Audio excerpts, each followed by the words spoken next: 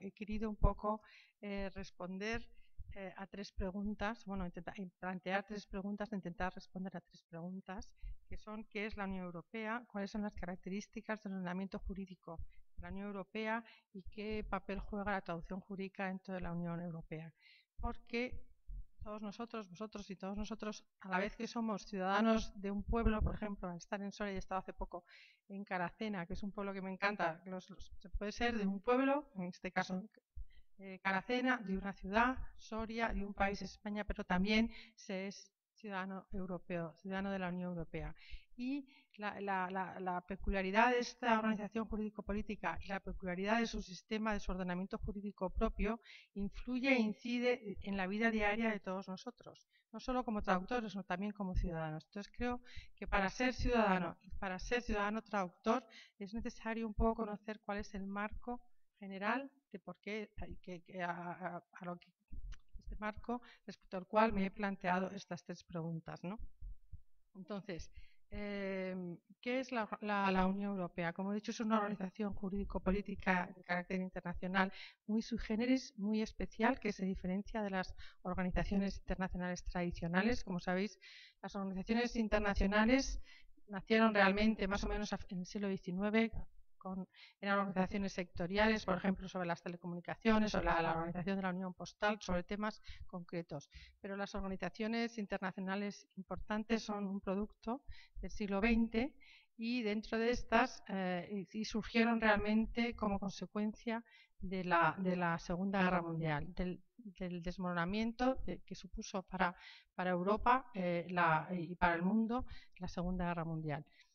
Y en el origen de esta Unión Europea, yo siempre también menciono a todos los estudiantes que me escuchan, están tres palabras. La Unión Europea vino a responder a tres palabras que son paz, libertad y progreso. Paz, puesto que se acaba de producir a pocos años antes la Segunda Guerra Mundial, como sabéis que fue mortífera, pero no solamente la Segunda Guerra Mundial, sino que 20 años antes se había producido la Primera Guerra Mundial y unos cuantos años antes se había producido, entre otras muchas guerras, la Guerra Franco-Prusiana. O sea que realmente Europa estaba devastada, había estado devastada por la guerra, entonces los europeos decidieron o pensaron que era necesario hacer algo para consolidar la paz en el futuro. Está realmente en la raíz de la creación de la Unión Europea. Por otro lado, como he dicho, está la libertad, porque entre guerras se había puesto en cuestión la democracia, la llamada democracia formal, por muchos movimientos que surgían, por supuesto fundamentalmente dos, el movimiento comunista bolchevique y luego el fascismo y el nazismo. Estos movimientos que surgieron también en parte de las vanguardias y que se veían por alguna parte de la población como algo muy avanzado y muy moderno, cuestionaban la democracia formal y lo que traían eran dictaduras. Entonces, después, al final, cuando se vencieron estos movimientos, la Unión Europea lo que pretende precisamente es volver a implantar la democracia en el sentido de democracia formal de las libertades individuales de los ciudadanos. Creo que esto en los tiempos que corremos es importante también recordarlo. Y por otro lado, la otra palabra es prosperidad, porque, como sabéis, Europa quedó destrozada, y entonces lo que pretendía la Unión Europea o las comunidades europeas, que fueron las primeras que se crearon, era unir fuerzas para conseguir prosperidad entre los ciudadanos europeos. Bueno, estas tres palabras hoy realmente siguen vigentes y bueno, esto está también, por eso lo digo aquí, porque como hay cierto desánimo y un cierto espíritu anti-europeo o poco europeo en la sociedad y quizá en los jóvenes, en parte de los jóvenes también, pues creo que hay que recordar la importancia de la existencia de esta organización especial, ¿no?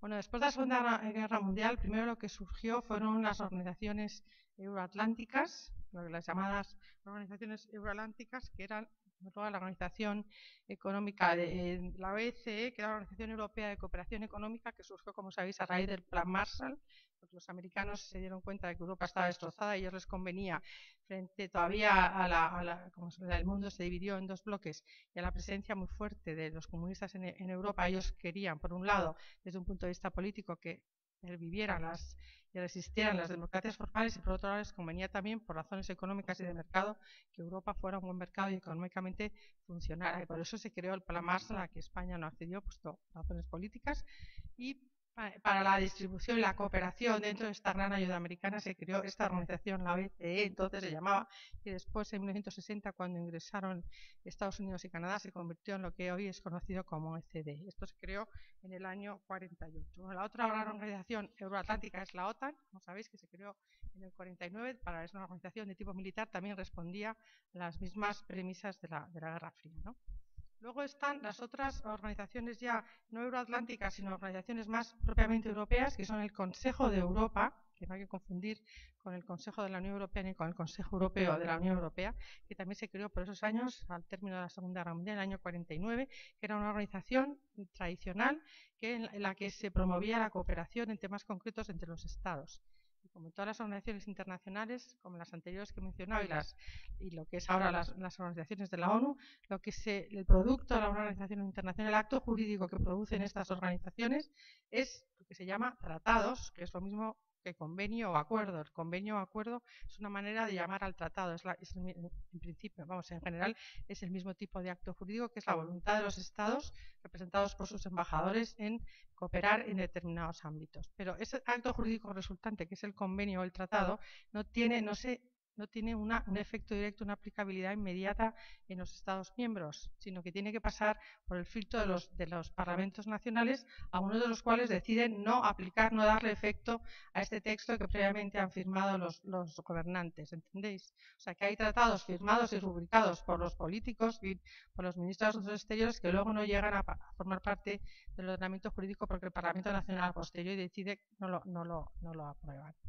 Bueno, el Consejo de Europa es una organización de este tipo que se creó para promover la cooperación en diferentes términos, en materias concretas, en particular la cultura, pero también la sociedad, la economía, y una de las razones fundamentales era la defensa de los derechos humanos.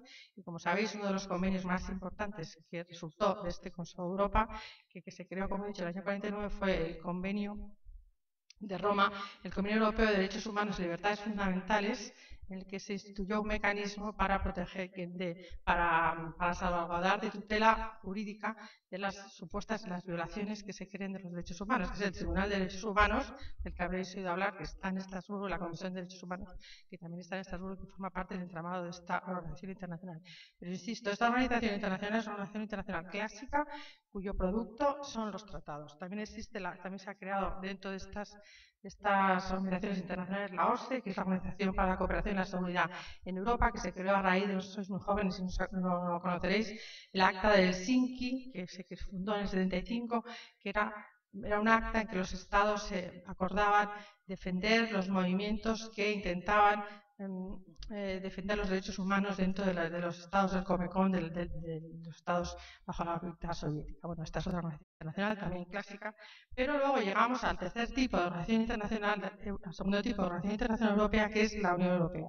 Bueno, os digo esto para que veáis el panorama, porque a veces la gente confunde el Consejo de Europa con el Consejo Europeo o con el Consejo de la Unión, son cosas muy diferentes. ¿Por qué? Porque la Unión Europea lo que crea, como he dicho, es una organización internacional sui generis en el que los Estados ceden soberanía en materia en la que no han cedido cuando se trata de las organizaciones internacionales. Ceden y el resultado de su acuerdo, los actos jurídicos que se producen dentro de estas organizaciones, algunos de ellos tienen el mismo valor que una ley.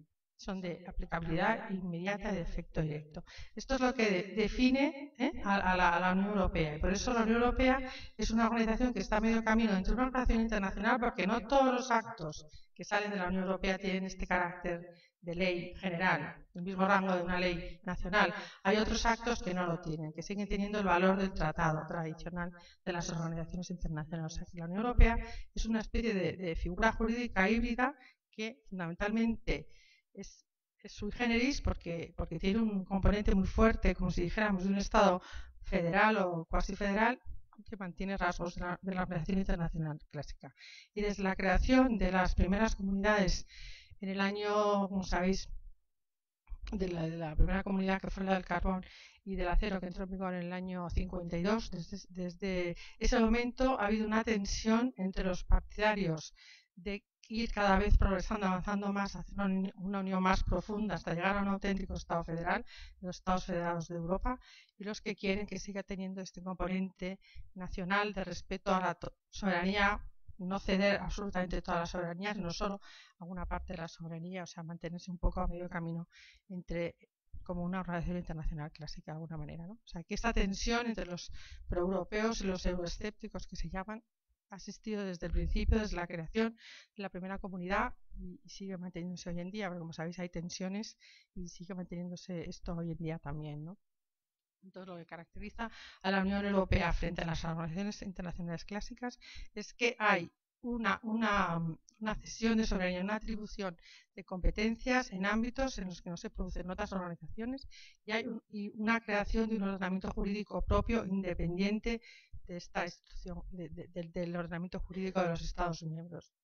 Un ordenamiento que, como veremos, tiene primacía sobre el derecho nacional. En caso de conflicto, prevalece el derecho de la Unión.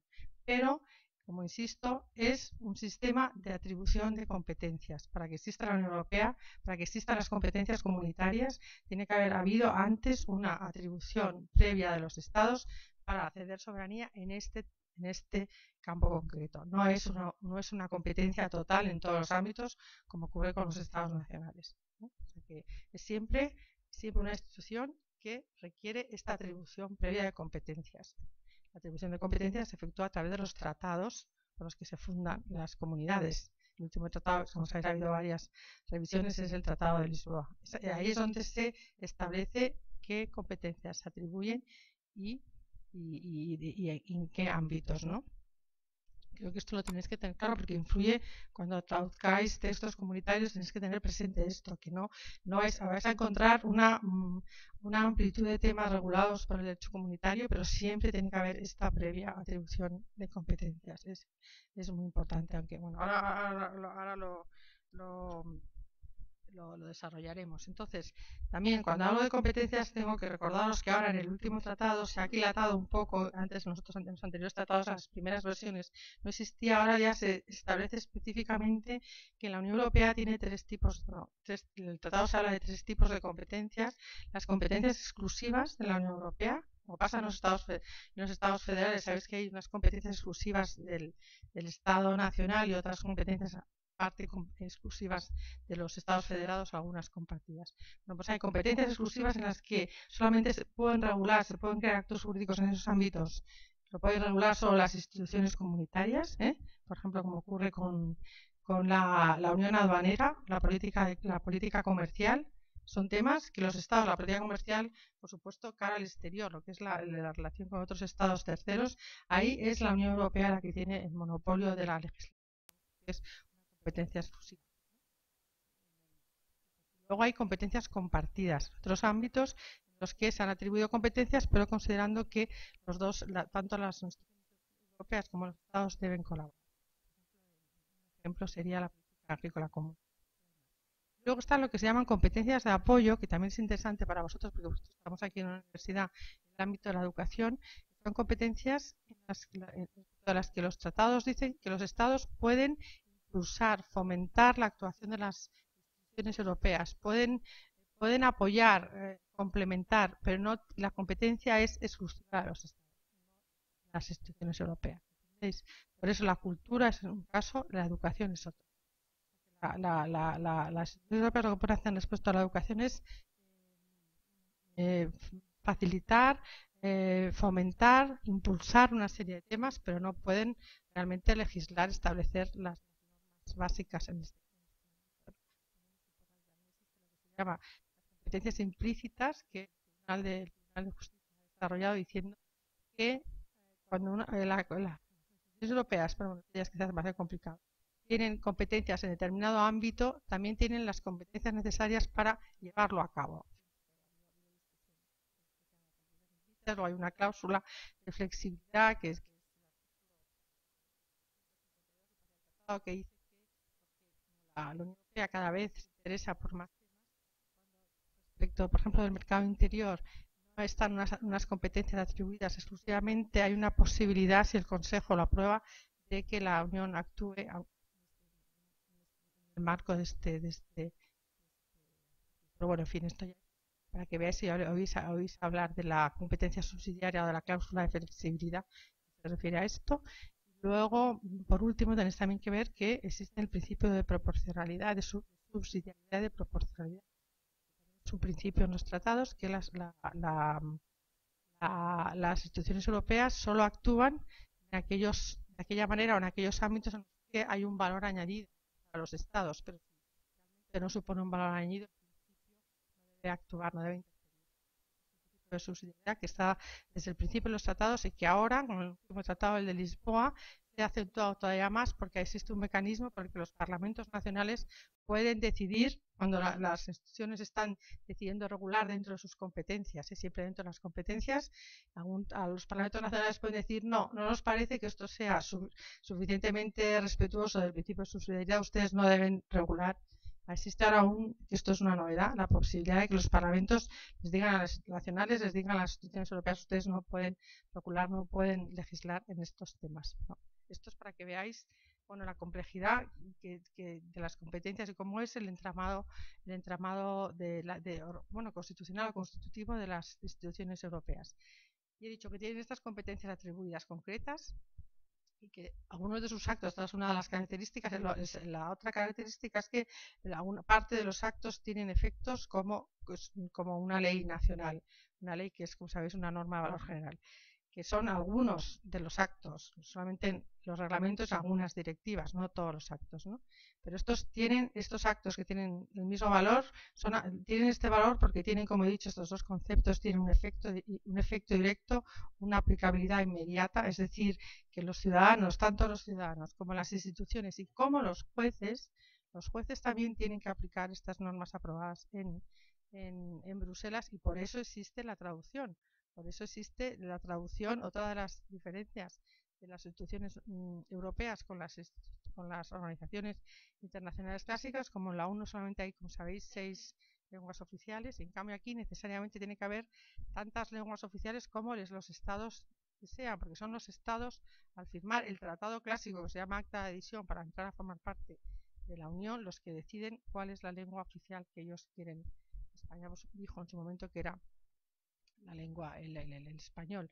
Irlanda dijo que era el gaélico, pero luego dijo que se podía utilizar en inglés, aunque luego ahora ha habido, como sabéis, paso atrás y quieren que también cada vez más se utiliza también el gaélico en las traducciones. Pero bueno, pero esto viene dado porque los actos estos que son como leyes tienen que publicarse como cualquier otra ley en el Estado Nacional, tienen que publicarse en el diario oficial en las lenguas nacionales, porque como insisto, los ciudadanos, las instituciones y los jueces las aplican directamente, ¿no?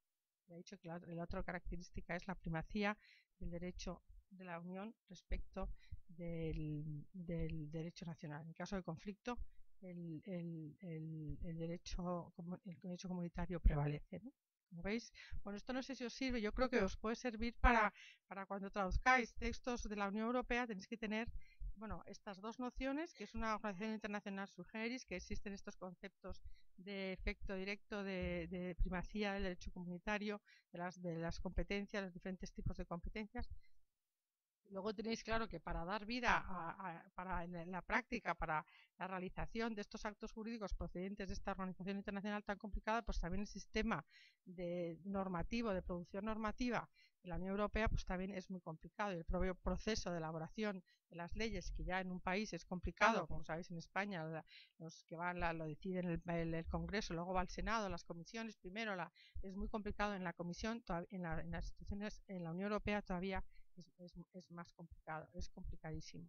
Bueno, los tipos de actos, los tratados establecen los tipos de actos jurídicos que son de mayor importancia a menor. El reglamento, como he dicho, aunque se llama reglamento, como sabéis en el lenguaje jurídico español, reglamento es un acto, una norma de rango inferior a la ley. El reglamento es la norma que desarrolla una ley para nosotros.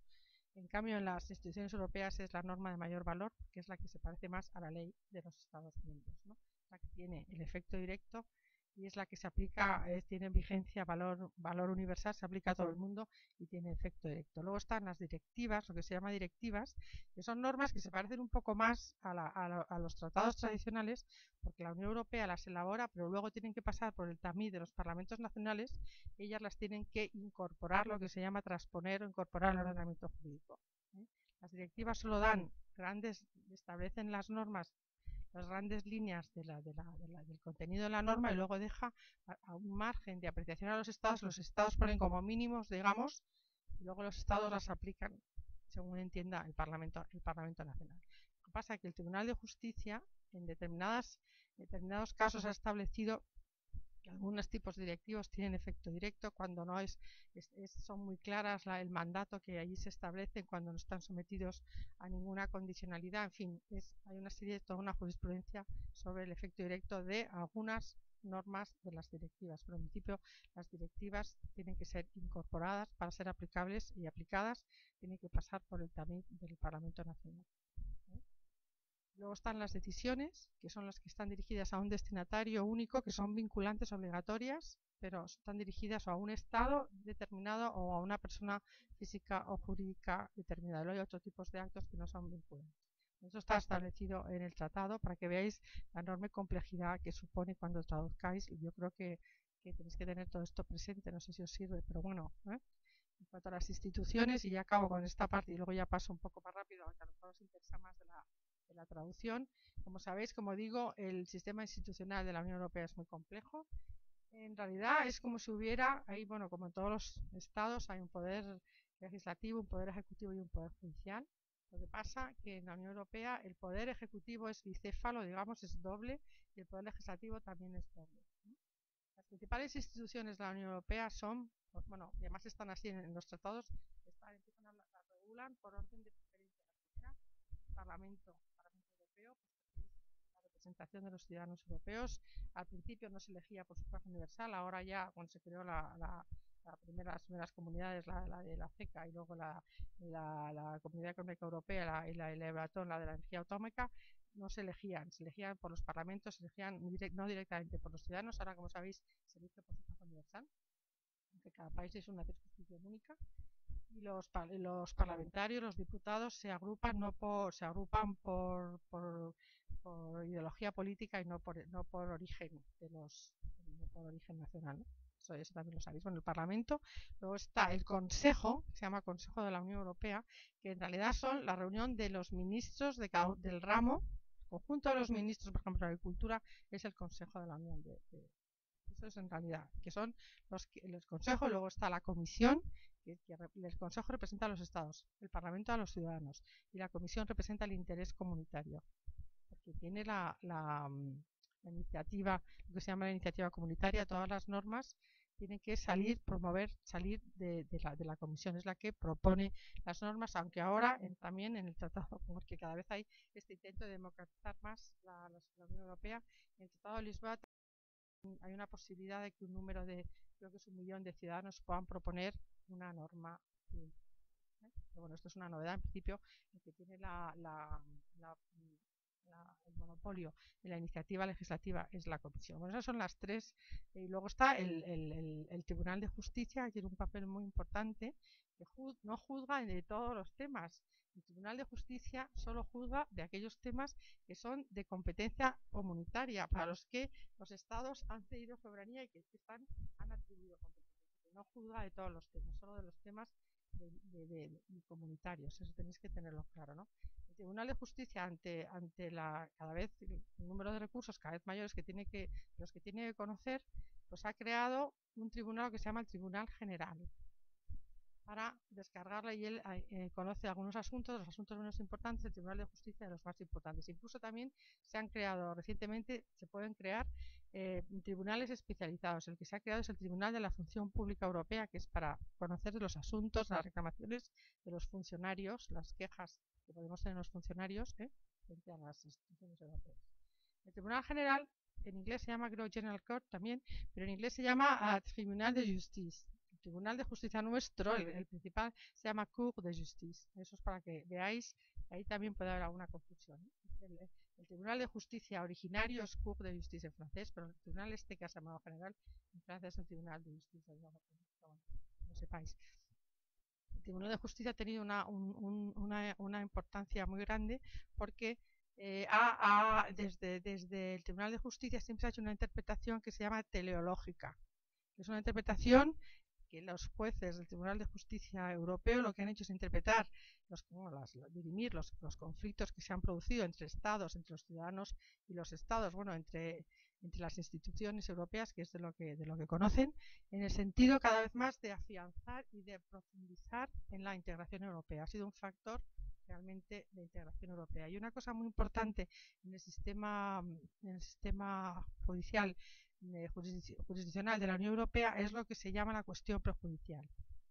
No sé si no sabéis lo que es, en francés es la renvoi prejudicial o la decisión prejudicial, y en inglés es preliminary ruling. Sí. Bueno, en este sistema existe en todos los sistemas jurídicos, en el español también. Cuando un juez tiene dudas sobre cómo interpretar una ley o sobre cómo puede acudir a una instancia superior, al Tribunal Supremo, y pedirle, un juez normal puede pedir que le informen y que le aclaren cómo debe interpretar o cómo debe. Eso existe, y es lo que se llama la cuestión prejudicial, que antes de juzgar el asunto, antes de conocer, decidir sobre el asunto, pide a una instancia superior que le informe y le aclare, que no lo tiene muy claro. Eso existe en el sistema español, también existe, y en general en casi todos los sistemas abogados. Entonces, en la Unión Europea también existe esto, y un juez, como digo, los jueces, el juez danés, el juez español, el juez croata, ahora es un juez comunitario, tiene que aplicar también las normas de la Unión Europea, ¿no? Entonces, a veces tienen dudas, imaginaros, que además, bueno, están en su propia lengua, porque ya he dicho que es una de las condiciones, pero bueno, todo esto es una creación bastante nueva, bueno, desde el año 50, y es muy complicada. Entonces, los jueces, bueno, a veces suelen tener dudas. Entonces, pueden preguntar al Tribunal de Justicia las dudas. Pueden preguntar, o aquellas instancias que son la última instancia, están obligados, si tienen dudas, a preguntar al tribunal. Los otros no están obligados, tienen la posibilidad, ¿no? Bueno, entonces, a través de estas cuestiones prejudiciales también se ha creado toda la jurisprudencia a través de la interpretación, como digo, del derecho comunitario en favor de la integración europea. O sea, que ha jugado un papel muy importante. Como digo, el poder judicial, el Tribunal de Justicia, solo juzga, solo conoce de los temas, sobre aquellos temas sobre los que se ha atribuido previamente competencia a las instituciones. Si no, no puede acudir un ciudadano no puede acudir sobre algunos temas, solo sobre aquellos temas. Entonces he dicho que tiene un poder ejecutivo doble y un poder legislativo doble. El poder ejecutivo doble es el Consejo y la Comisión. En realidad, el Consejo sigue siendo el más importante poder ejecutivo, porque hoy en día, aunque se ha ido avanzando, el que decide realmente es el Consejo, o sea, la reunión de los gobiernos, la reunión de los ministros. Son ellos los que realmente todavía hoy en día tienen la decisión. Pero están un poco, digamos, mediatizados por la Comisión, que son los que tienen la iniciativa, tienen también la capacidad de ejecutar las decisiones del Consejo. O sea, bueno, que os quedéis con que el Ejecutivo es un poco doble, y el legislativo también, porque el legislativo no solo es el Parlamento, como en un país como en España, el poder legislativo es exclusivamente el Parlamento, en Inglaterra o en Francia la Asamblea Nacional. Aquí, para aprobar, para lo que ahí llaman adoptar, para aprobar las leyes, tiene que haber una confluencia no solo del Parlamento, que es el órgano legislativo por excelencia, pero también interviene en el proceso legislativo el Consejo, otra vez los gobiernos. O sea, porque como digo, todavía no hemos llegado a que esto sea un Estado federal total, sino que sigue habiendo este lado gubernamental, intergubernamental, que es lo típico de las organizaciones internacionales clásicas, lo que se llama intergubernamental, entre gobiernos, mientras que en la Unión Europea lo que es supranacional. Es un poco diferente. Es que está por encima, que intenta llegar a una integración superior a la integración que hay en las organizaciones internacionales clásicas, que es solamente la coordinación o el ponerse de acuerdo dos gobiernos o dos estados. Aquí es crear una cosa que está por encima, que se impone a esos estados. Es supranacional, ¿no? Un término que es típico de las instituciones europeas. Bueno, yo no sé, creo que esto a lo mejor es muy complicado, espero que os sirva para luego, cuando tengáis que traducir estos libros, cuando veáis los reglamentos, que penséis que va a ser reglamentos con una ley, pero tiene que incorporarse a los reglamentos, las instituciones,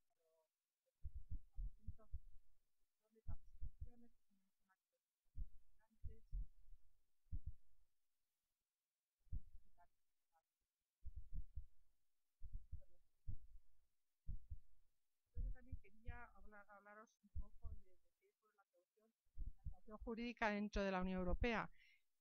Casi todos los temas tienen un componente jurídico, digo, porque muchos de los temas que se traducen en la Unión Europea son estos actos jurídicos, los reglamentos. Lo que pasa es que los reglamentos pueden versar sobre temas de lo más diverso, porque como he dicho, en la vida de los ciudadanos europeos, las decisiones de la Unión Europea, los actos jurídicos que influyen en todas siempre nos ponemos de ejemplo, este micrófono, pues seguro que ¿cómo se dice? Las características para su fabricación vienen dadas por Bruselas. El fabricante ha habido seguir unas normas, unas pautas elaboradas en Bruselas para asegurar pues la eficacia y la seguridad y que no sean peligrosos, pero todo tipo de productos. O sea, que hay reglamentos sobre coches, sobre barcos, sobre por supuesto los agrícolas, sobre la pesca, navieros, de los productos económicos de los últimos bancos. O sea, hay todo tipo. Son jurídicos, pero a la vez son muy diferentes. O sea, que vas a traducir casi cualquier tema, cualquier texto de la Unión Europea, pues tiene un componente jurídico, ¿no? Un mínimo componente jurídico. O sea, que es bueno conocer este entramado institucional. Siempre tiene de alguna manera algún respeto. Los temas son variadísimos. En la Unión Europea no hay realmente, está ahora la comisión, por lo que se respecta al servicio de traducción de la comisión, al servicio español al que yo pertenezco, ahora hay solamente dos unidades. Cuando yo llegué había 6 unidades y había una de las unidades que era más jurídica, que era donde yo entré y donde me he mantenido siempre, pero en realidad también se traducían otras cosas, y ahora solamente hay 2, y en una de ellas pues ya se traducen un poco más los temas jurídicos, pero vamos, no hay una clara especialización de traductores jurídicos o no. Solamente hay, como sabéis, algo que se llama los traductores más jurídicos dentro de la Unión Europea son los traductores del Tribunal de Justicia.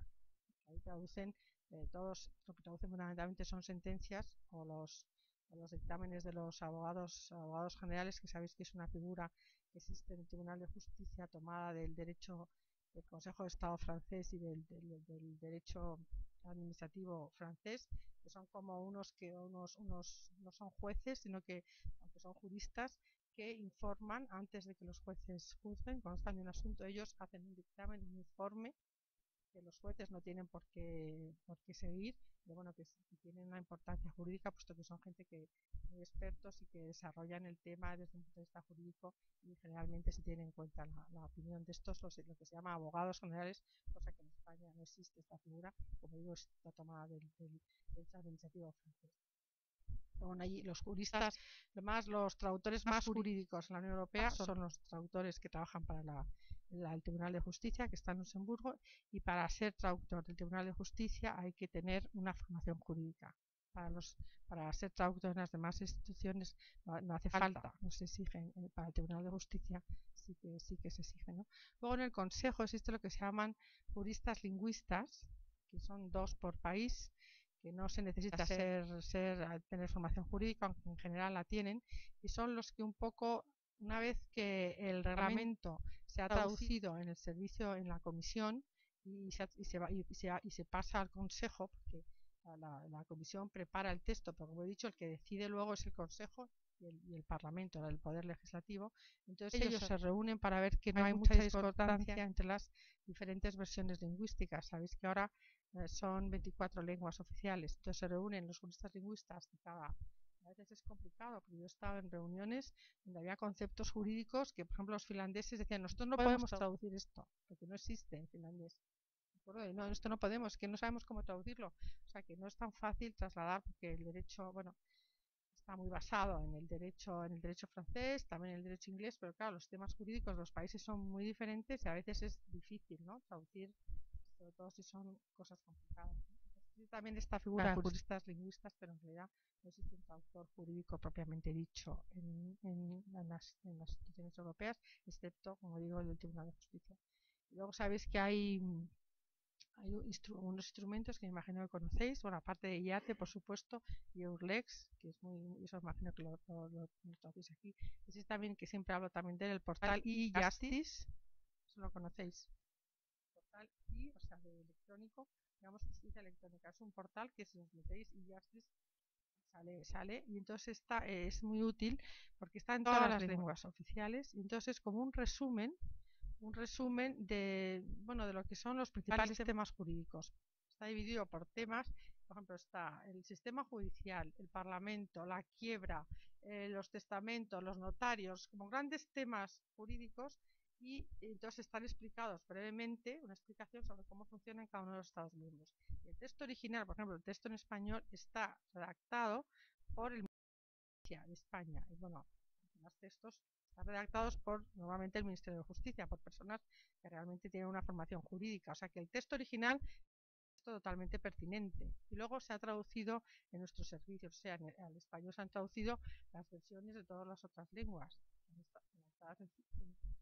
Entonces, si queréis saber algún término jurídico, ahí a veces podéis encontrar, bueno, bastante ayuda, ¿no? Y luego, bueno, pues también está nuestro sistema, que ahora aprovecho para promocionarlo, el sistema de traducción automática. Sabéis que la Comisión ha creado un sistema de traducción automática que se pone, creo que está abierto, se puede, en las universidades lo pueden utilizar. Está el corpus de este sistema de traducción automática, son todas las traducciones realizadas por las instituciones, o sea que es enorme. Y bueno, pues el sistema por supuesto hay que revisarlo luego, pero puede ser útil. No sé si aquí te habéis pedido o tenéis esto. Bueno, no sé qué más deciros, creo que ya hablo suficiente, ¿no? Muchísimo. A lo mejor ya está, yo no creo que si queréis tenéis alguna pregunta. Bueno, vale, pues ya está. Si queréis preguntar algo, ya sabéis que existen las becas. Bueno, como vais a ir mañana os vais a enterar de todo. Os van a dar unas charlas muy buenas ya veréis, en la comisión y en el servicio de interpretación. Vais a enterar de muchas cosas, ¿no? Desde un punto de vista de alguien de la calle, ¿qué influencia puede tener si se produce el Brexit que se está anunciando y que tanto se teme? Realmente, en principio, no, no tendría ninguna, desde un punto de vista formal, para el resto de los países seguiríamos igual con las mismas reglas de juego, todo lo mismo. Bueno, aparte que Inglaterra, en el Reino Unido, hay en algunos instrumentos comunitarios que no participa, como por ejemplo en euro, ¿no? O sea que económicamente sería perder peso en el mundo, puesto que tener a Inglaterra, tener a los diplomáticos ingleses dentro del servicio exterior de la Unión Europea, tener la bolsa de Londres, que es tan importante, dentro de la Unión Europea, bueno, yo creo que desde un punto de vista económico quizá sí que habría alguna repercusión. Desde el punto de vista formal de las instituciones, no habría en principio ningún problema. Habría un miembro menos en el Consejo, pues no estaría el ministro inglés, no estaría el comisario inglés, pues no estaría en el colegio de comisarios. Pues en todos los repartos claro, desde un punto de vista también importante es el presupuestario, porque Inglaterra es un donante, es un contribuyente neto. Sabes que hubo este problema con Margaret Thatcher, que decía que ellos que tenían que rebajarlos porque contribuía más. Y por ahí ya sabéis que hay contribuyentes netos. España ahora me parece que llegó a ser contribuyente neto, o sea que da más de lo que recibe de los fondos comunitarios, pero sobre todo con la entrada de los países del este. O sea que yo creo que casi lo más importante va a ser desde el punto de vista económico. Desde el punto de vista formal no va a haber bueno, va a haber el problema claro, de que ya nosotros no tenemos la libre circulación. Sabéis que básicamente la Unión Europea primero era una unión aduanera, que hay muchas uniones aduaneras en el mundo, y luego es un mercado único y ahí y es un espacio de libre circulación de lo que se llaman las cuatro libertades, ¿no? Que son personas, bienes, servicios y capitales. Ahí existe este principio básico de la libre circulación. Entonces Inglaterra no forma parte de la Unión Europea, pues ya no tenemos ellos no tienen la libertad de circulación en el resto de la Unión Europea y nosotros tampoco tenemos esos derechos de libre circulación. O sea que eso, por ese lado, bueno, pues por supuesto que la gente que quiere instalarse para trabajar, las empresas se quedan. Yo creo que eso es el problema más gordo, quizás sea ese, porque desaparece esa libre circulación. Para Inglaterra siempre ha sido problemática. De Gaulle siempre decía que no había que haberles dejado entrar. De Gaulle al principio era muy contrario a que entrara a Inglaterra. Bueno, ellos han aprovechado bastante, aunque ellos es verdad que contribuyen, como otros, no son los únicos contribuyentes netos, pero se han aprovechado. Lo que pasa es que siempre ha habido, porque una de las cosas que siempre se decía es con los fondos estructurales que se daban, que también recibían para hacer cosas como aquí en España, y ellos nunca ponían lo de como que es obligado, lo de esto ha sido financiado. No lo ponían, eso protestaron, no sé, la comisión llegó a decir al gobierno inglés: usted tiene que poner ha recibido fondos, usted tiene que poner estos carteles, ¿no?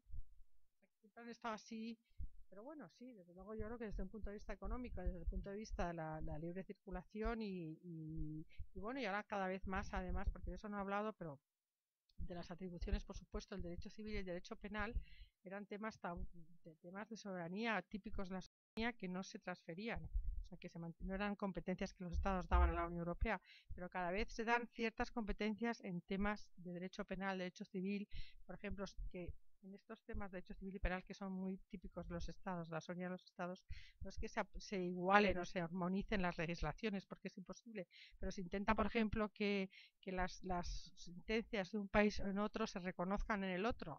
Esto, por ejemplo, desde un punto de vista práctico es muy cómodo para las sentencias de divorcio, que hay muchos, cada vez más matrimonios mixtos, pues si se divorcia un español, si se divorcia en Inglaterra, pues es una de las ventajas de estar dentro de la Unión Europea es que la sentencia se va a reconocer, no tienes que pedir otra vez de la ejecución, ¿sabes? Todo este tema, pues eso también se desaparecería. Desde luego, para la libre circulación, para lo que es el espacio, el mercado interior, el mercado único de todos los aspectos, que además ahora se está desarrollando el mercado digital, proteger todo, o sea, para lo que es la libre circulación es un palo para la gente, los que se quieran estar en Inglaterra, bueno, y para los ingleses también, pero para nosotros y para los europeos y desde un punto de vista económico, pues desde luego se perdería una fuente de financiación y un peso en el mundo sin Inglaterra, ¿no? No decir más.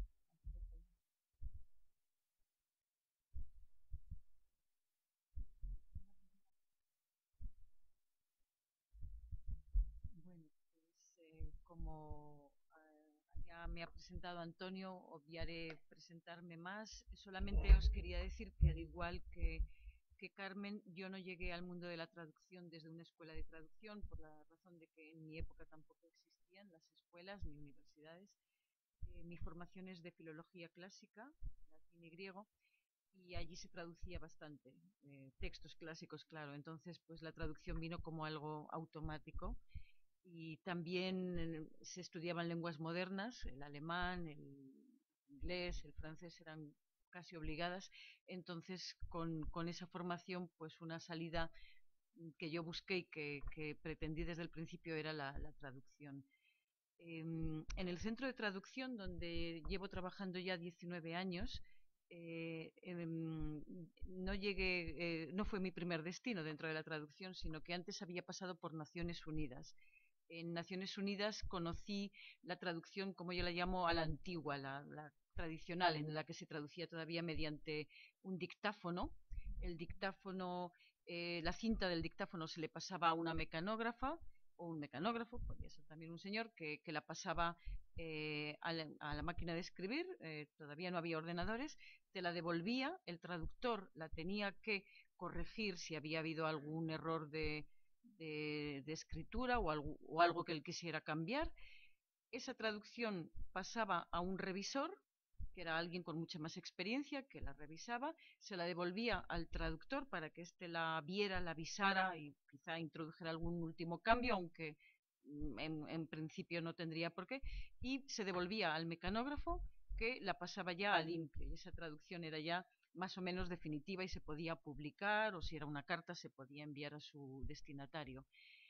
Y desde entonces, pues la traducción ha cambiado radicalmente hasta lo que vosotros estáis estudiando ahora en esta facultad o habréis estudiado, las nuevas tecnologías, la traducción automática. Supongo que estáis al corriente de estas nuevas tecnologías, ¿no? Habréis hecho prácticas con Estudio, el último sistema introducido, las memorias de traducción. Habéis trabajado con ellas, ¿no? Pues por supuesto que la traducción ha evolucionado muchísimo en estos casi 30 años que llevo yo en el mundo de la traducción. Eh, Os voy a hablar del centro de traducción, que os preguntaréis qué es eso, ¿no? El centro de traducción es una agencia de la Unión Europea. De todas las agencias, que son muy numerosas, que la Unión Europea ha venido creando en los últimos 25 años y que cada una se dedica a un tema específico. Hoy en día existen agencias que tratan de casi todos los temas que pueden ocupar a un ciudadano de la Unión Europea, desde los medicamentos, es la agencia EMA, por su nombre en inglés, en español, perdón, que se ocupa de aprobar los medicamentos que previamente han sido sometidos a ensayos clínicos durante más de 10 años y los aprueba para el mercado europeo o los rechaza o les da un plazo de tiempo para que sigan realizando ensayos. La EMA está en Londres, pero en España tenemos una agencia que es muy importante, es la OAMI, que próximamente va a dejar de llamarse OAMI, es la agencia donde cualquier persona que quiera registrar un producto, un servicio, tiene que registrarlo. Es el equivalente a una agencia de patentes y de marcas. Más que patentes, de momento, la OAMI se ocupa de servicios, de registrar servicios y productos, pero próximamente va a pasar también a registrar marcas. La OAMI tiene su sede en Alicante y cuenta con, según mis últimas noticias, más de 800 personas en plantilla, así que es una agencia muy importante. De hecho, el centro de traducción, eh, prácticamente un 60 a un 70% de su trabajo se lo debe a esta gran agencia que tiene su sede en España, la OAMI. En España hay más agencias. Tenemos en Bilbao la agencia que se ocupa de la seguridad y la salud en el trabajo, y donde podéis dirigiros si queréis informaros sobre normativas europeas y nacionales relativas a la seguridad para los trabajadores.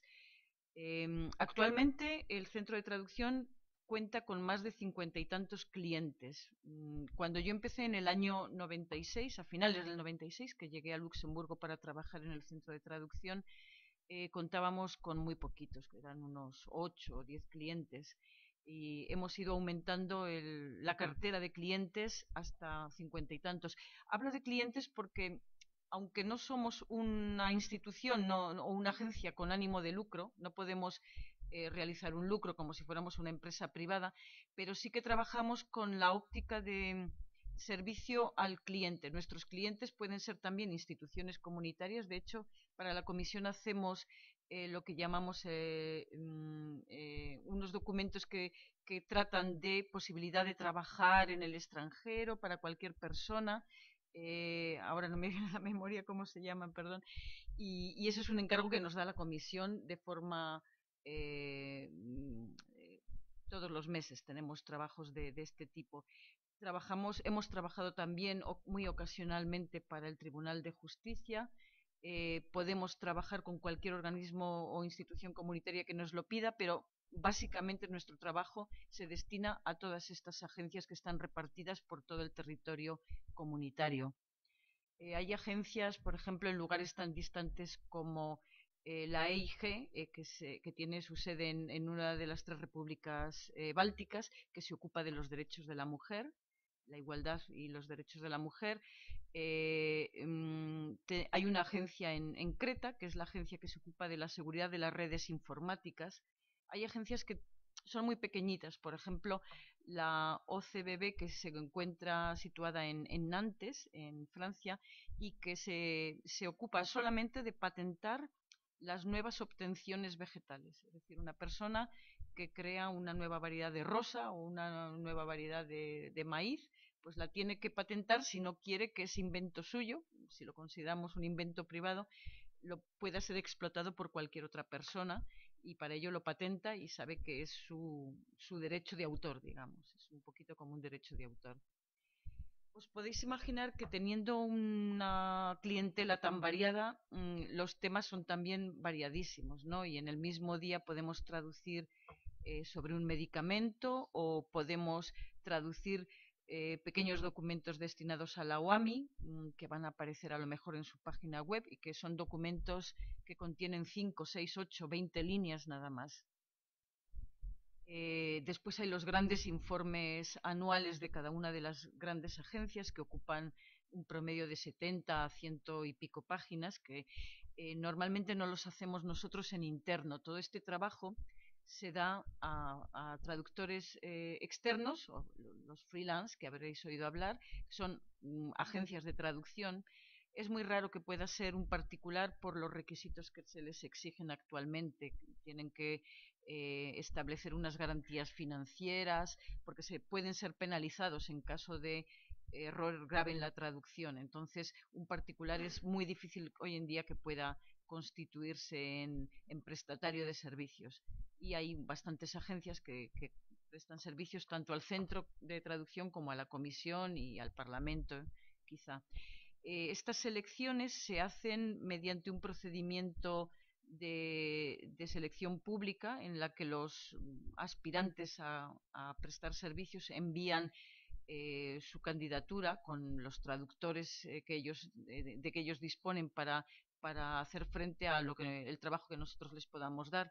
Normalmente nosotros, nuestras appel d'offre, que es el nombre que se le da a la licitación para conseguir trabajos de traducción, se prestan en todas las lenguas comunitarias, de cada lengua a todas las demás lenguas, lo cual también implica que una persona particular no tenga mucho que hacer como prestatario, si tiene que proporcionar trabajo de una lengua a todas las demás, ¿no? O de todas las lenguas a su lengua materna. Otra cosa importante que se me ha olvidado decir es que en las instituciones trabajamos siempre hacia nuestra lengua materna de momento, y aunque ha habido alguna tentativa de cambiar esto y de trabajar a una segunda lengua, pero normalmente es de la lengua extranjera a nuestra lengua materna. Y es por eso, repito lo que con tanto acierto decía Carmen, que es muy importante tener una lengua materna muy fuerte, porque podemos conocer muy bien 4 lenguas extranjeras, pero si nos falla la lengua materna, nunca podremos llegar a obtener el nivel de calidad en la traducción que se exige en las instituciones. A veces cuando el traductor no conoce la lengua de origen, la lengua de partida, tiene que servirse de una lengua relé, que normalmente suele ser el inglés, podría ser el francés, una lengua más común que todo el mundo conoce. Para ser traductor en el centro de traducción es obligatorio conocer el francés o el inglés y otra lengua más. Son necesarias 2 lenguas. Exclusivamente. Raramente se ha pedido alguna otra lengua específica como el alemán, aunque también el alemán es muy importante, sobre todo para el trabajo que os comentaba de las marcas comunitarias, porque los alemanes, como es bien sabido, les encanta patentar, registrar cosas. Entonces, mucho del trabajo es a partir del alemán. Después le sigue el inglés y hay alguna otra lengua más fuerte como el francés, el español, y ya hay lenguas muy minoritarias como el checo o el griego, por ejemplo.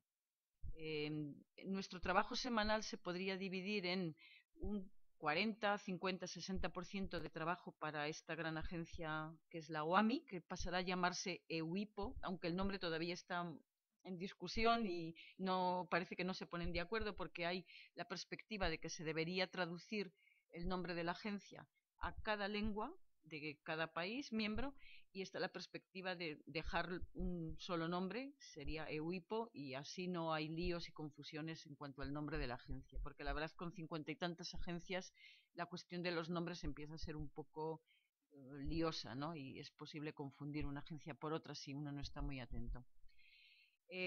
Retomo el tema principal. Un trabajo nuestro semanal se compondrá de un 50% de pequeños trabajos o menos pequeños para la OAMI. Tenemos también nuestra ración diaria de marcas, que van entre 8, 10, 20 marcas a 40, 50, depende.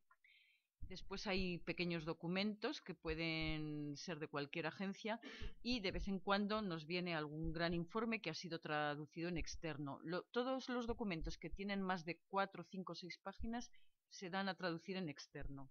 No los traducimos nosotros, porque se me ha olvidado decir que el centro de traducción está compuesto de unas 200 personas, de los cuales unos 110, 115 son traductores. Las grandes lenguas como es el español, italiano, el inglés, francés y el alemán constan de entre 6 y 8 traductores, y después están las lenguas más pequeñas como el checo, el griego o el croata, que solamente disponen de 4 traductores. Y es evidente que trabajando para 50 y tantas agencias, 4 traductores no podrían abarcar todo ese trabajo. También es cierto que las lenguas pequeñas, por ejemplo, no son lenguas de trabajo de la OAMI, con lo cual ellos tienen un volumen de trabajo menor al nuestro, eh, al no tener todos estos documentos que traducir a su propia lengua de la OAMI. No obstante, tienen también de vez en cuando algún documento para esta agencia. No sé qué más deciros sobre el centro. El centro ha evolucionado en estos años, pero ya desde el principio empezamos a trabajar con el nuevo sistema, es decir, cada uno se traducía sus textos al ordenador. Entonces, cuando empezamos era sin memorias, las memorias se implantaron un poco más tarde, pero no pasaban por mecanógrafo, y en un principio no siempre eran revisadas por un colega o por un superior, por la sencilla razón de que a veces al principio había solo 2 traductores o 3 traductores en cada equipo, con lo cual no encontrabas un colega que tuviera tiempo libre para revisártelo. Últimamente, como ya una vez constituidos y asentados los equipos, la forma de trabajar es que cada uno de nosotros hace una traducción y un colega nos la tiene que visar, es decir, lo que llamamos cross-check entre colegas. El colega la va a comprobar, va a ver que todo está bien. No es la persona responsable del contenido final, el contenido final depende del traductor que ha hecho la traducción, pero sí que puede hacer sugerencias o cambios si ve que hay algo que está francamente mal. Y esa traducción vuelve al traductor primero, al responsable, que le da salida ya definitivamente. Y es un poco nuestro proceso de traducción. Y bueno, no quiero alargarme mucho más. Quiero dejar tiempo a las preguntas. Por favor, haced alguna pregunta porque seguro que hay cosas que me he dejado en el tintero y cosas que os interesaría saber.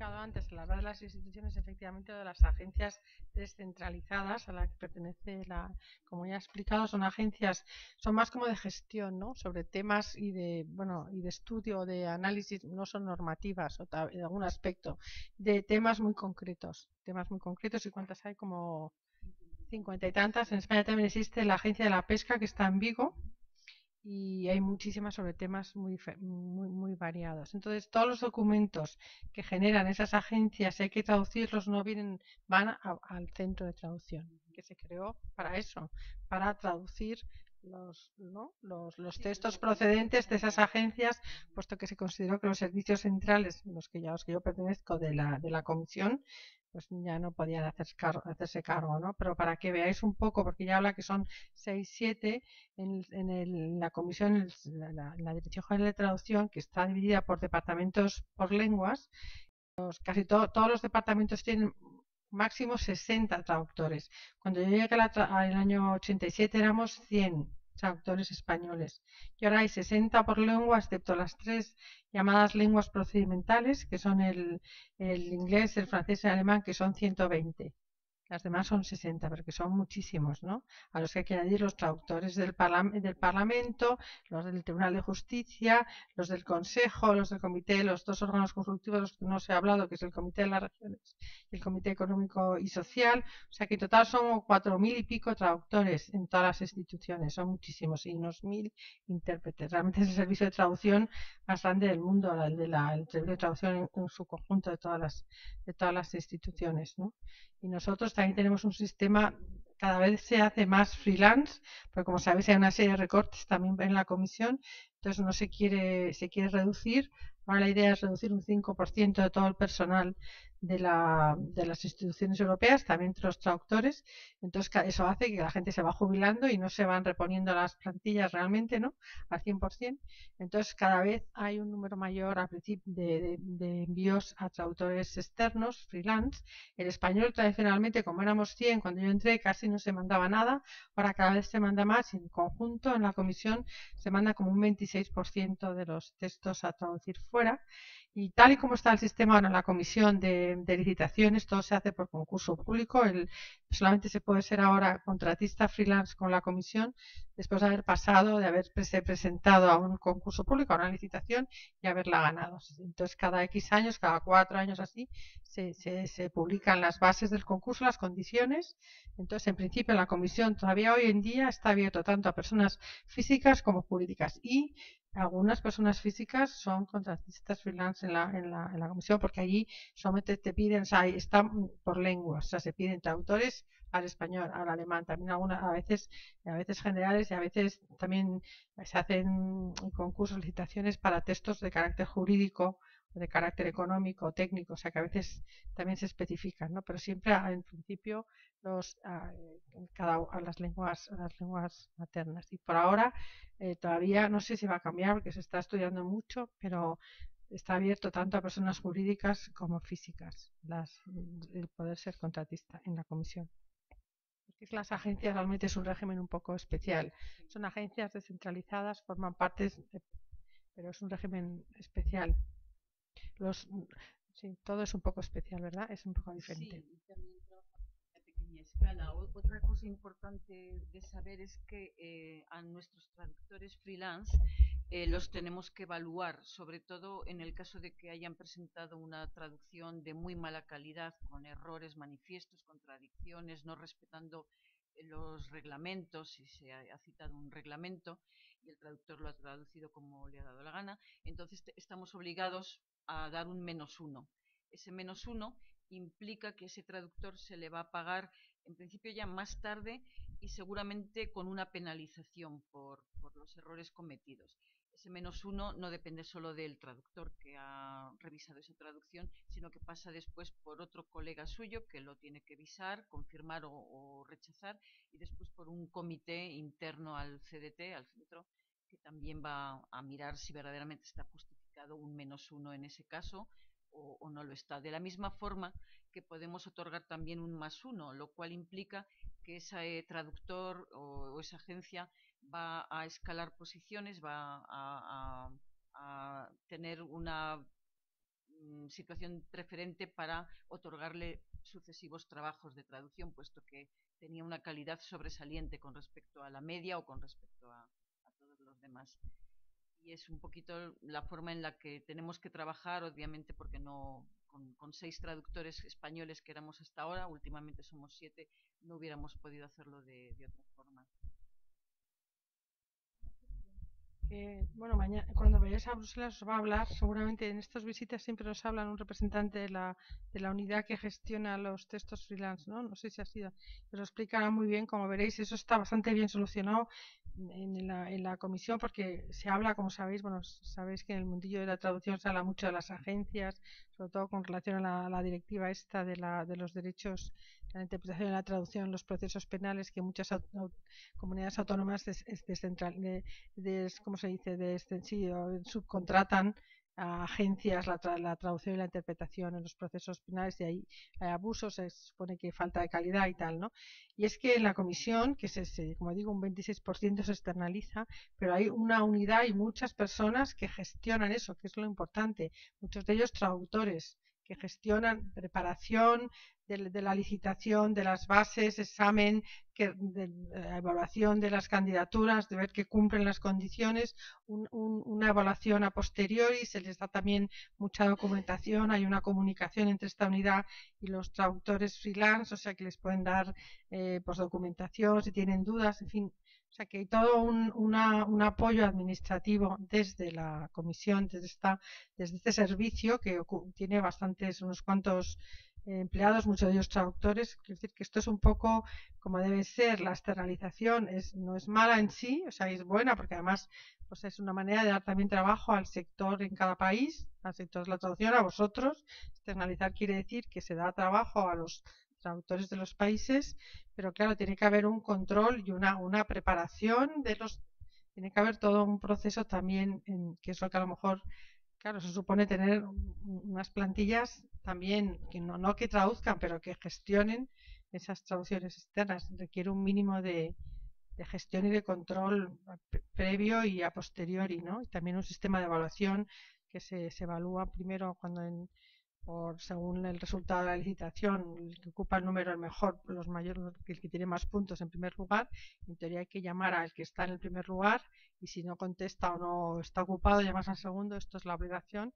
Y luego, según las evaluaciones, se van también recolocando. Si el primero está en primer lugar, pero luego todas las evaluaciones son malas, pues también bajan. O sea que hay todo un sistema que es complicado, ¿no? Y que requiere también un personal. Creo que a lo mejor falta aquí cuando se externaliza sin todo ese trabajo anterior y posterior a la propia externalización.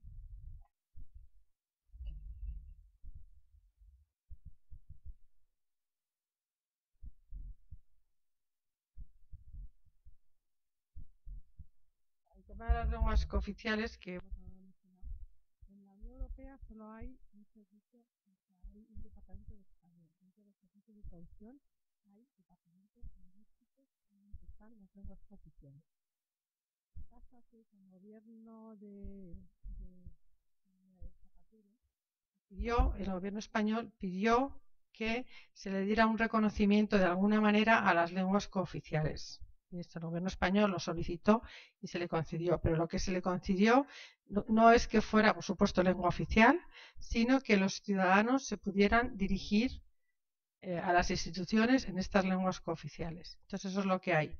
Pero las traducciones a esas lenguas cooficiales no se hacen en la Unión Europea, porque es un sistema ni se paga, porque los otros países no querían pagar más traductores, aumentar la plantilla. Entonces lo que se hace es, cuando un ciudadano escribe a la comisión o se dirige a la comisión en la lengua regional, en la lengua cooficial, le llega a la comisión la carta o lo que sea, el escrito de este ciudadano.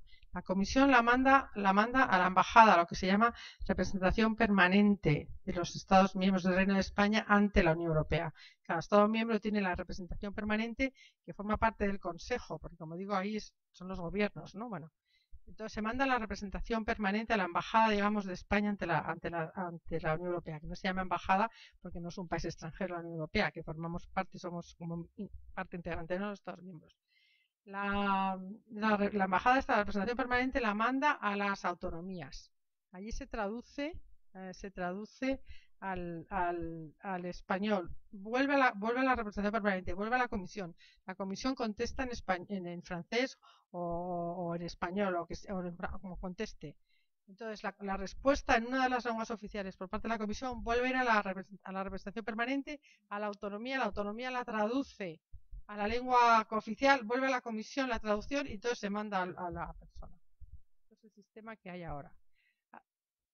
O sea que es muy complicado. El Parlamento también se pidió que los parlamentarios pudieran dirigirse.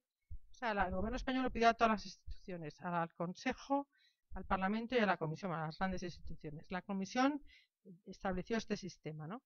El Parlamento dijo que no, y lo dijo por razones democráticas, porque en el informe, porque dice que eso, o sea, impedía la inmediatez del parlamentario, porque si el parlamentario hablaba en catalán, en gallego, en vasco, y había que traducirlo, y como ahí no hay, luego había que pasarlo al español, que se iba a perder muchos matices y que ellos consideraban que eso era una complicación para el debate parlamentario y no se aceptó. En el Consejo sí que se ha aceptado que en algunos consejos de ministros, si hay algún representante, alguien quiere, bueno, pero en fin, es también muy raro. En la Comisión sí que esto está establecido y se utiliza, tampoco no sé exactamente cuánto número, pero sí que existe. Y a raíz de esta propuesta del gobierno español, lo que hubo fue que también el gobierno inglés ha pedido también un régimen especial para el galés y la lengua escocesa, gaélica escocesa, ¿no? Celta.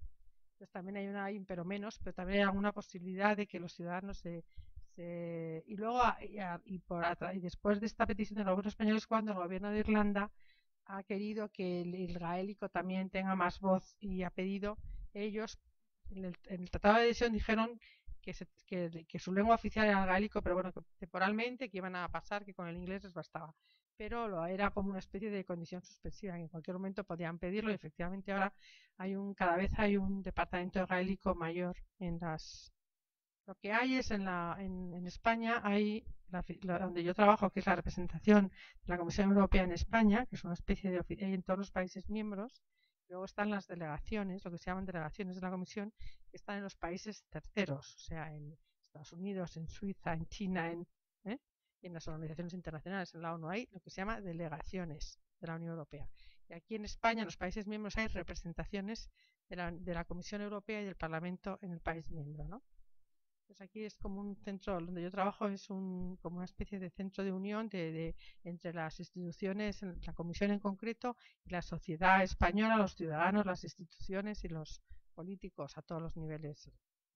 Entonces, en algunos países hay esta representación de la Comisión en el país miembro, pero también, por ejemplo, en Francia hay una representación regional. En Francia hay una en Marsella, en Italia hay una en Roma y otra en Milán.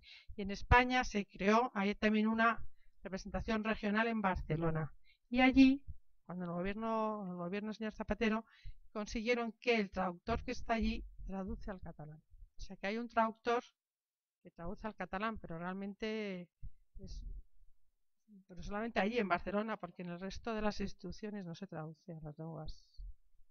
Y si se traduce, lo costea y lo realizan los gobiernos, el gobierno español a través de las autonomías.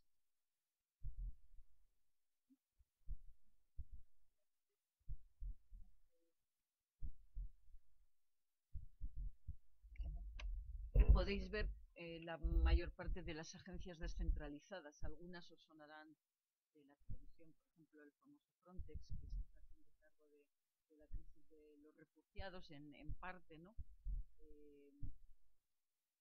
La Agencia de la Pesca, que Carmen ha mencionado, que tiene su sede en Vigo, sí. Hay una agencia de seguridad alimentaria, la EFSA. Europol, por ejemplo. Nosotros en origen traducíamos para Europol hasta hace cosa de 4 o 5 años. No sé por qué, yo pienso que han debido contratar ellos traductores propios por la misma temática, porque nos tenían que someter a una especie de control de seguridad, de autorización para poder traducir para Europol. Teníamos que ir a Bruselas, entrevistarnos en la representación de España ante las comunidades, entonces era un proceso un poco complicado. Desde hace más o menos 5 años no tenemos textos de Europol. Tenían que hacer además por contrato con Europol en una sala cerrada, sin ventanas, con ordenadores que no tenían acceso a internet, el acceso a la sala también estaba constancia que entraba, de que había entrado, entonces era una cosa estaban un nivel de autorización similar al que existe en la OTAN para traducir, ¿no? Y era curioso porque a los colegas checos les obligaban a ir a Praga y a someterse a una entrevista psicológica para darles esa autorización, porque cada país una normativa diferente y a veces eran un tanto curiosas, la verdad. Pero bueno, el problema ya no está porque no trabajamos ya para Europol. Y aquí, en último lugar, está mi lugar de trabajo, el centro de traducción. Desde el 1 de enero tenemos una nueva directora que es precisamente de Irlanda. Su lengua es el gaélico. Su nombre está aquí, Maire Kiloran, y acaba de incorporarse al centro. Y aquí tenéis un poco todas nuestras funciones. Con respecto a las labores de terminología, mi colega ha nombrado IATE. El centro de traducción fue el coordinador de la creación de la base de datos IATE. Y veis que las funciones son traducción, revisión de los textos que nos llegan de los traductores freelance, edición, alguien que ha redactado un texto en una lengua que quizá no es la suya materna, va a ser revisado ese texto por una persona de la lengua materna para controlar que no haya algún error importante. Y la terminología con la base de datos IATE y algún otro trabajo. Y últimamente hemos asumido la subtitulación de vídeos, que se hace con un programa especial en una sala que es una especie de laboratorio de subtitulado, y que supongo que también habéis estudiado un poco de subtitulado durante vuestros estudios, porque aquí hay profesores que lo imparten. Como no he dicho antes, que la razón de crear el centro en su día, en el año 95, fue ahorrar gastos de traducción en la Unión Europea. Yo recuerdo que en mi época de Naciones Unidas, si corría el año 93, se comentaba que una página de Naciones Unidas traducida, revisada, mecanografiada, venía a salir por unos 200 francos suizos, entre 100 y 200 francos suizos, que era una barbaridad de dinero. Como esto era demasiado caro, el centro, una de sus razones de ser fue reducir drásticamente. Creo que nuestra página anda ahora por unos 80 o 90 euros, precio final, después de haber pasado por los mismos procesos que pasaban las páginas antiguamente con los métodos antiguos de traducción. Es decir, que el utilizar las nuevas herramientas de traducción ha hecho ganar en eficacia y abaratar el trabajo de la traducción. Y no lo sé, me gustaría que me hicierais alguna pregunta, si acaso. No sé si he agotado mi tiempo.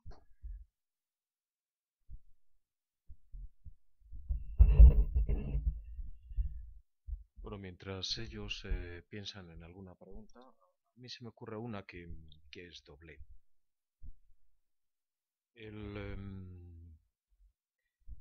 el traductor dentro de la Unión Europea, ¿qué consideración tiene como funcionario?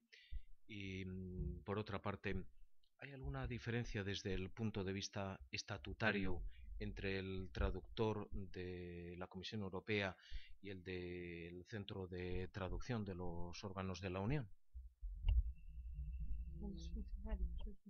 Sí, pero debo decir que en el centro de traducción conviven o coexisten básicamente tres estatutos. Cuando el centro fue creado y llegaron los primeros traductores, se creó en el 95, los primeros traductores empezaron a llegar a mediados del 96. El primer traductor español creo que fue julio del 96. Todos entramos como agentes temporales, con un contrato de 3 años que se renovaba a los 3 años, y ya la segunda renovación no nos convertía en funcionarios, sino en agente permanente, no sujeto a renovación cada 3 años. Esto fue modificado a los 3 o 4 años de existencia del centro y se empezaron a crear funcionarios, pero no se ha hecho funcionario a todo el personal, sino que, por ejemplo, en cada equipo de traducción, en las pequeñas lenguas hay una persona que es funcionaria, en las grandes puede haber hasta 2, no más de 2 en principio. Si se va una persona que es funcionario, porque el salario y las condiciones de trabajo básicamente son las mismas. El estatuto de funcionario, el derecho que confiere es a poder cambiar de trabajo, a poder buscar otro empleo de traductor o de administrador. De hecho, los traductores somos ahora administradores lingüistas, ya no se nos llama traductores, sino administrador lingüista. Pues a poder irse a Bruselas o a otro organismo de la Unión, normalmente incluso a otra agencia descentralizada, llegado el caso. Mientras que un agente temporal está, digamos, vinculado al centro y no puede mutar de trabajo. Últimamente, y cada vez más, debo decir, se ha empezado a contratar a lo que llaman contractuel en francés, agentes contractuales, que tienen pues menores y peores condiciones, menores derechos y peores condiciones de trabajo que los traductores que llevan más tiempo.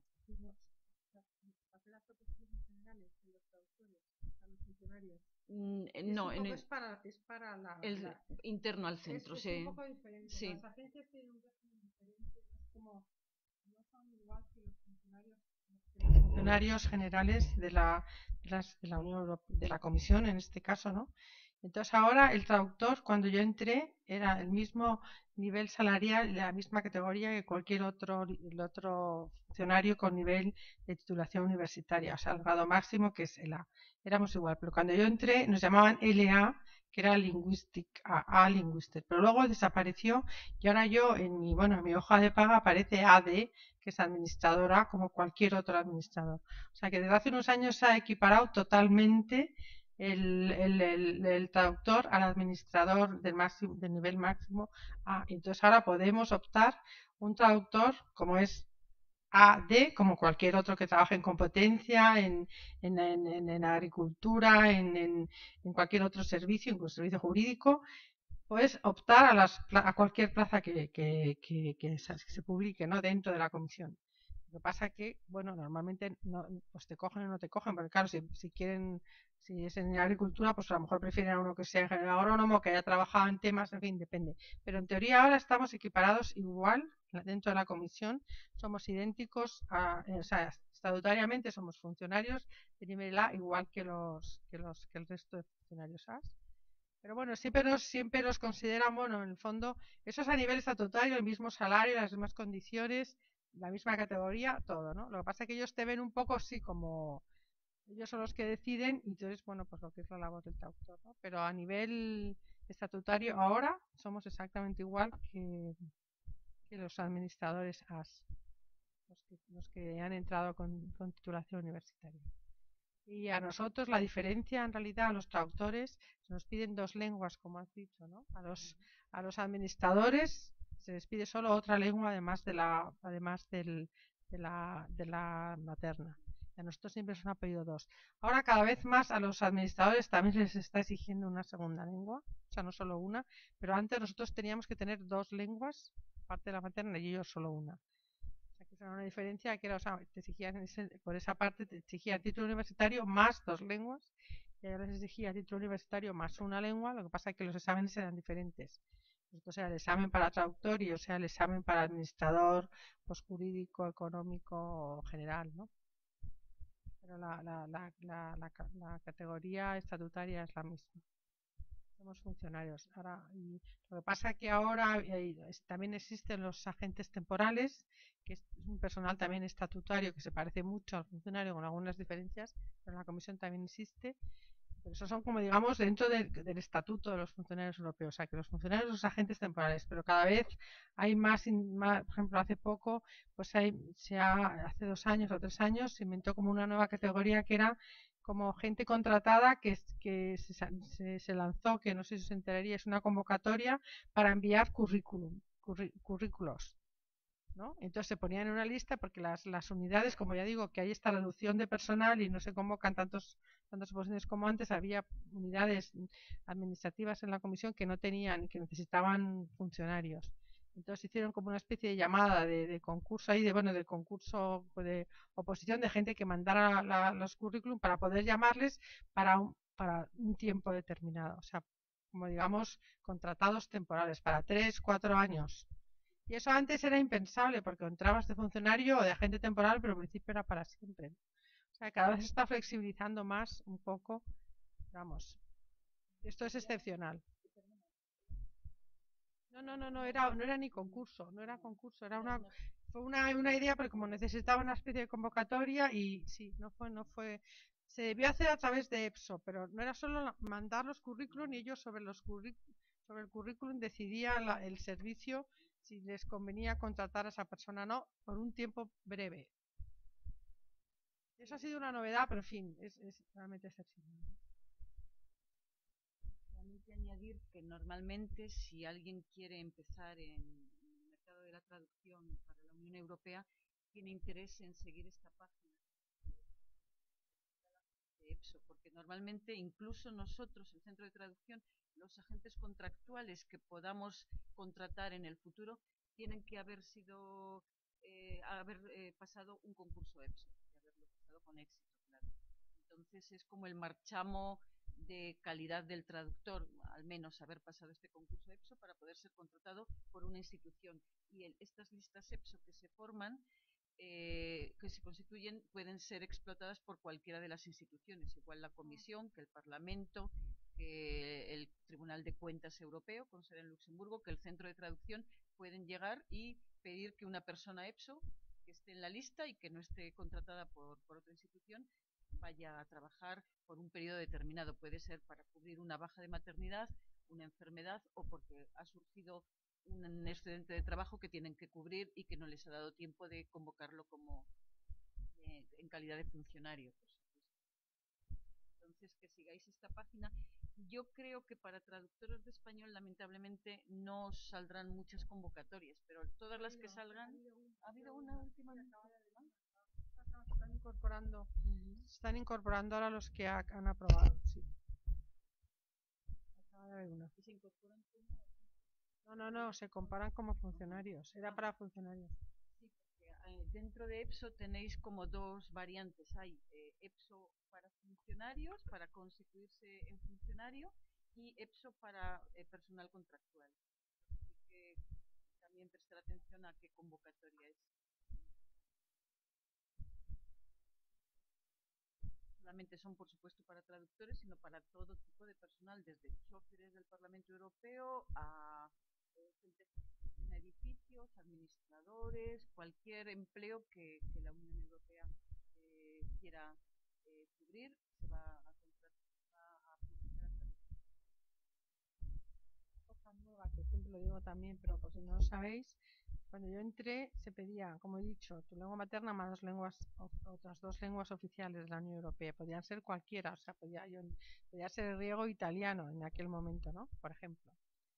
Pero a partir de hace unos años, con la ampliación de las lenguas, después de la gran ampliación en los países del este, se decidió que no podía ser así. Entonces ahora una de las primeras lenguas tiene que ser inglés, francés o alemán, obligatoriamente. Luego la segunda ya puede ser otra oficial, pero una de las primeras, o sea que ahora se os obliga de alguna manera a conocer el inglés, el francés o el alemán.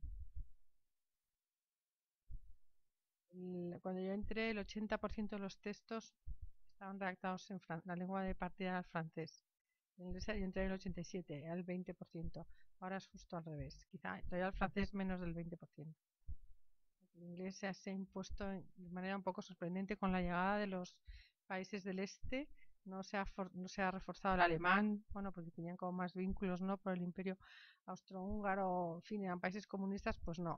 Realmente se ha reforzado muchísimo el inglés con la llegada de la gran ampliación de los países del este de Europa. Realmente ahora domina. Y esto de las lenguas procedimentales que me he referido, que en España ha habido mucha polémica porque el español no es una lengua de procedimiento. En Italia también ha habido muchas protestas por los gobiernos español e italiano porque consideran que son lenguas que tienen un peso histórico. Bueno, el español, por supuesto, hoy con Hispanoamérica es la segunda lengua materna más importante del mundo.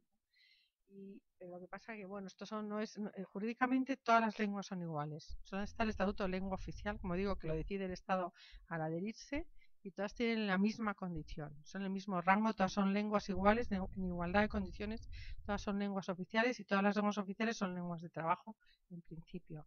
Lo que pasa es que por razones prácticas, como os he explicado, el proceso legislativo es muy complicado, aparte que en las instituciones hay muchísima consulta, no solo interinstitucional, sino interservicios dentro de la propia institución, con las otras instituciones, con la sociedad, hay muchísima consulta, o sea, bueno, es imposible porque un reglamento lo empieza a redactar a lo mejor un danés, lo revisa un alemán, lo termina un griego, lo aprueba un francés, o sea, es imposible que se pudiera, tiene que haber unas lenguas vehiculares, unas lenguas, ¿no? Entonces, el que decidió esas lenguas no se sabe muy bien, yo creo, porque yo lo he intentado estudiar y es el presidente de la comisión en su día y decidió estas 3 lenguas por razones obvias, porque bueno, el francés y el inglés son las más habladas, el alemán. Bueno, y el peso del alemán en las instituciones, a pesar de que es el mayor contribuyente, neto, el que paga más, y que ahora son 80 millones de personas alemanes después de la unificación, realmente el peso del alemán no es tan grande, ¿no? Como correspondiera, en fin. Eso influye en parte, a mí me han dicho, bueno, esto es un poco comentario, después de la Segunda Guerra Mundial ha influido mucho el alemán, no sé si eso ha influido algo, me han dicho que sí, no lo sé, pero el caso es que el alemán es lengua procedimental, pero realmente no tiene el mismo peso como lengua que se utiliza como quizá le correspondería por su peso demográfico y económico, político, ¿no? Porque la Unión Europea, las instituciones europeas realmente es el resultado del pacto, como he dicho, es importantísimo lo de ver las guerras, la guerra franco-prusiana que terminó en 1870, la Primera Guerra Mundial, fueron en gran parte oposición, o sea, entre Alemania y Francia, ¿no? Entonces la reconciliación franco-alemana está en la base realmente de la Unión Europea y sigue siendo el motor. Por eso, bueno, quizá, pero digo que el alemán podría tener mucho más peso, no lo tiene.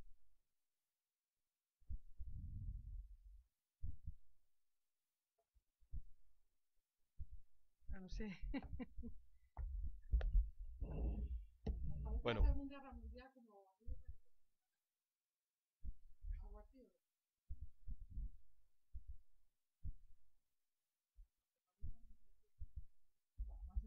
Se decía antes, ¿no? Te he dicho. ¿Sabéis qué se decía? ¿No lo habéis oído? Más se perdió en la guerra de Cuba. Bueno, pues lo mismo os debe sonar a vosotros, lo de la Segunda Guerra Mundial, ¿o no? ¿Sí? Pues no, estoy presente. Una institución previa a Naciones Unidas que se llama la Sociedad de Naciones y que fue disuelta después, ¿no? Fue eliminada. Sí. Fracaso Más fracaso que la ONU todavía. Bueno, sí, por ahora acabó disolviéndose. Todavía la ONU no era disuelta. Muy bien, como os había dicho al principio, las intervenciones de Carmen y de Montserrat han sido muy interesantes y nos han permitido valorar el proceso de la Unión Europea, incluso en momentos como los actuales, momentos de encrucijada política. Nos han permitido también estas intervenciones valorar proceso del traductor dentro de las instituciones. Carmen, desde la de traducción como Montserrat, de traducciones de la Unión, nos han mostrado a un profesional de alto nivel, y esto es algo que debemos tener siempre muy en cuenta. Yo creo que es de alguna manera esperanzador también para nuestro país entender que un profesional de estas características, como el mundo para el que os estáis preparando vosotros, está llamado a ser alta responsabilidad y de alto reconocimiento. Lo que nos queda, ¿verdad?, es aprender mucho, formarnos, instruirnos en lo que son los aprendizajes de la traducción, de las nuevas tecnologías también, para poder dar el paso que la sociedad está necesitando de traducción. Hemos llegado entonces a un momento para establecer ya la pausa. Agradecemos entonces a Carmen y a Montserrat estas intervenciones tan interesantes, y en breves minutos proseguiremos entonces nuestros trabajos en el seminario